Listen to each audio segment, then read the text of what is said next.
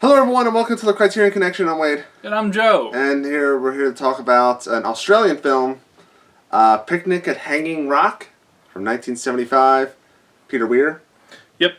Yes. Based on a novel? Based on a novel.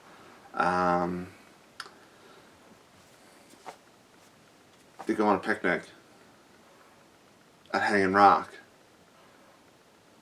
Thank you for joining us for this episode of the Criterion. Anyway, there's a lot more to it than that. Yeah. Yeah. It's, you follow an all-girls boarding school, a bunch of characters from there, and they go on this rare field trip. They go to Hanging Rock, which is this interesting, geological area in Australia. Yeah. But it's also, they stress how dangerous it can be, with the snakes and the insects and the falling rocks and how it's an active volcano or whatever. Yeah. And then several of the girls and one of the teachers goes missing. Miranda. Well, Miranda's one of them because she's so angel-like. They point that out that she's special. Yeah, they go missing. And the whole movie is basically that's your first act. Yeah. And the rest of it is how other people deal with it. And the effect of the missing girls on the community and various people within it. Yeah. And spoiler, they don't solve the mystery. No. Yeah. The mystery's not the point. That's one of the big controversial points of the movie, I guess, in a way, is that they never do figure everything out. Not the loose ends aren't solved. Yeah. There's this voiceover epilogue, and they kept looking and they never found him. And then they reported another body was dead. In the voiceover, right? If I remember correctly. Okay. No, didn't one of the teachers die? The principal. Principal, that's what it was. Yeah, spoiler. Yeah, sorry. People die in this, or disappear. A lot of people don't die. Oh, she dies. Oh, she dies. I was saying, and people disappear. People disappear, and certain people die. Yes, yes. This movie, the first half hour, I was so bored. I'm just like, where's this going? Because I didn't read anything about the synopsis, read nothing, and then Edith starts screaming, and you're like, wait, what? Whoa, whoa. And I kind of woke up, I was like, what? What's going on? What's going on? And then it settles in more into, how people are reacting, which is fine. Mm-hmm. I wasn't totally connected to the movie. I wasn't invested into it that much. I kind of thought some of the girls were annoying. Edith. And she wasn't one that disappeared in those three girls. Yeah. She's a bit of an obnoxious character. Yeah.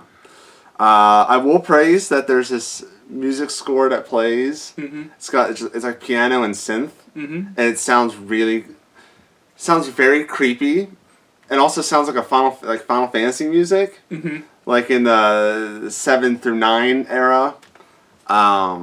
It's just I like that when they're the guys going up the mountain trying to find stuff, and just that they're playing that music.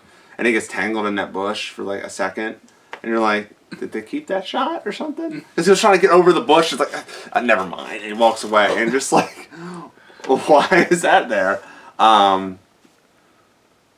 Yeah. I enjoyed it. To me, the movie kind of breezes by, pretty quickly. And it's kind of... been trying to think on the drive over here how to describe it, and the best way I can say is it's kind of, the movie itself is very light and fluffy in a way, everything kind of it breezes by, and it's not to say that the parts aren't heavy, the backstory of how Sarah is Miranda's the only girl that Sarah connects with, really, and then the way the teachers treat the girls and how you can perceive kind of those relationships. but it, like I said, it just kind of, it's here and it's gone, like real quick. Yeah, that's what I'm saying. Like, it doesn't have a lasting impact on me. It's just like, it's a movie I'll watch and I'll probably forget about. Well, and it's so funny, like, because we just did Virgin Suicides. And, like, you can totally see the influence of this movie on it. Yeah. You have the unsolved mystery. You have just this kind of... I'm trying to think of the right word, but... You know, uplifting Miranda to, like, Botticelli's Angel. Yeah. You know, they're just kind of...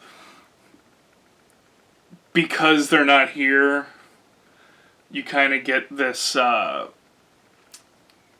raising of kind of their stature. They're almost deifying them, these girls and the teacher, and it just reminds me a lot of, you know, with the style and just kind of the base story. It's really weird how Virgin Suicides like really coincides with it. Yeah. But you could totally see the influence. It could be a decent double feature.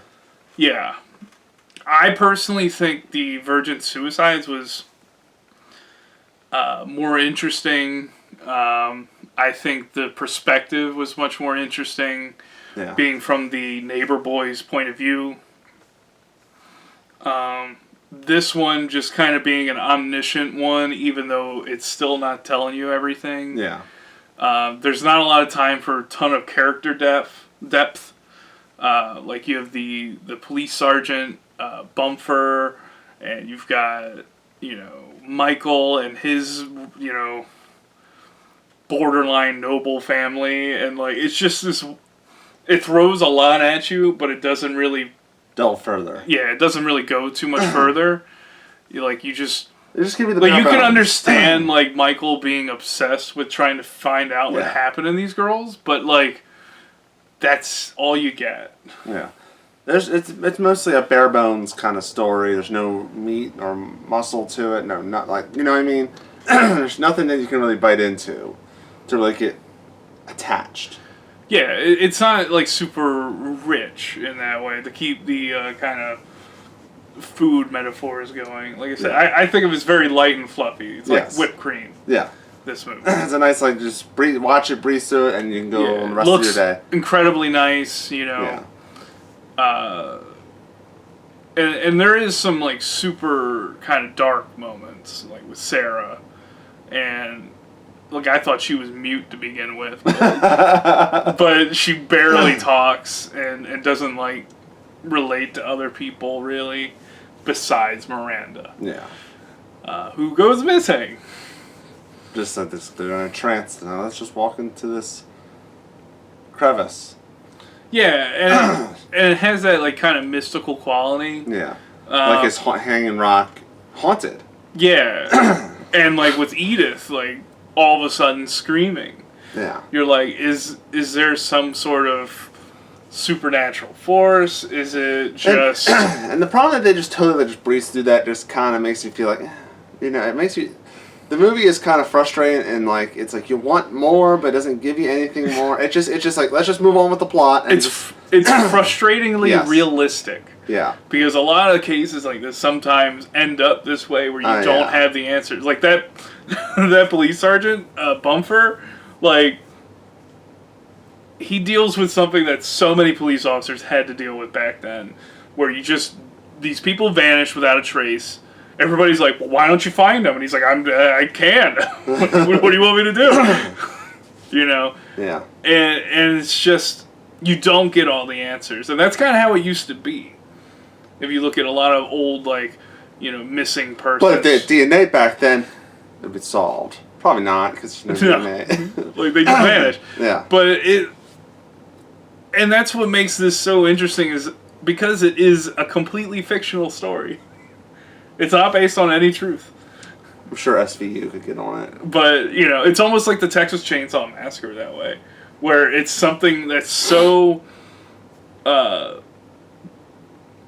stark and it has this realism to it that it fools the audience into believing that this is a real story, because you'll go looking up, like, did they ever find those girls? Like, did they ever find a skeleton? And you just find out that it's a fake story from a book, and you just get more and more frustrated. And I think that's what hurts the movie some, and I think that's what makes this movie stand out. It's not afraid to not give you the answers. It's a double-edged sword. Yeah, it's not afraid to keep the answers away from you, but at the same time, it's going to alienate a lot of people. Yeah. But I enjoyed it. I thought it was a nice movie. So, buy, rent, or skip? I'd say it's a solid rent. Or stream. It's not something that I'm going to run out of my way to go buy. It didn't affect me like it does, Sofia Coppola and other people that are super inspired by this movie. I mean, I like Peter Weir's stuff, but this isn't one that's going to make me run out and pick this up on Blu-ray and get myself a projector. You're not going to scream this off on rooftops. Yeah, this is a very good movie that I can, sit there and say, like, oh, if you like, mystery kind of period kind of pieces, like, this is definitely one you should check out. Me, I was leaning towards like a low rent stream, like low recommendation on it to skipping it. It's fine, man. It's your opinion. I mean, if you listen to Joe, if you want to rent or stream it on the Criterion channel, it's on the Criterion channel. Just gotta search it. That's how you watched it. Me personally, I'd say skip it. There's not enough there to keep me enticed to recommend it. Mm-hmm. There's not enough there for me to watch it again, so I don't want to buy it. Stuff like that. So I guess you can stream it and make an opinion on your own. Even if we say skip it, you should. You should check it out on your own, because dabble. Everyone has different tastes. Like you like this movie more than I did. Yeah, and like I said, it's great. Like, it's an interesting double feature with Virgin Suicides to see kind of one movie and then like a movie that's super influenced by it. Yeah. And seeing more in the modern time. It's more modernized, it's Americanized, so I feel like that kind of puts the points in Virgin Suicide's favor towards us. And then I'm not as big into period movies either, so that's kind of one of the detractions for me, but I got through it with this film. I was going to also say The Vanishing you could throw in there. The Vanishing, yeah. Yeah, you could probably. That's another one. We've done that like a long time ago. That like from Virgin Suicides to Picnic at Hanging Rock to The Vanishing is like also in the order of like how scary they are. Yeah. But yeah, that's our thoughts on I almost said the Virgin Suicides on Picnic at Hanging Rock by Peter Weir. Let us know in the comment section below. Just let us know in the comment section, blah blah. Subscribe, share. The spiel. We've been doing this for 102 episodes.